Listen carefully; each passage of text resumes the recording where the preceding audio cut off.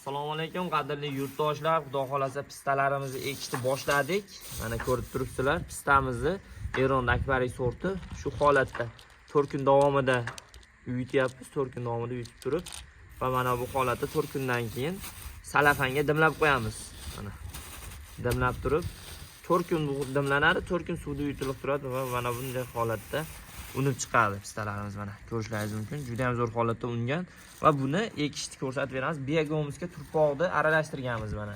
Aralashtirib turib tagiga ozgina miqdorda begomuz bilan turpoq solib turib mana pistamizni olamiz, unganini mana olib qo'yamiz. Va shu holatda mana pistalarimizni ekamiz. Uni ko'chatlari bir oydan keyin sotuvga chiqaramiz. Nasib bo'lsa, bir oydan keyin bemalol salafanni qirqib eksa bo'laveradi. Yozda chillasimi, boshqa paytda bemalol ekaverasizlar. Mana bu holatda ekyapmiz mana. Salafanlar, mana bunday salafanlar kerak bo'lsa aloqaga chiqaverasizlar. Pistalar kerak bo'lsa bemalol pistalarga ham aloqaga chiqaverasizlar do'stlar. Pista ko'chatlarimizni 3000 dona ekyapmiz hozirda. 3000 dona. 3 kilosidan 100 gramidan 100 ta chiqaveradi. Shu holatda. Shu tartibda ekilaveradi. Yaqinroq olib keling, yana bitta ko'rsatib beramiz. Mana begomuz solyapmiz.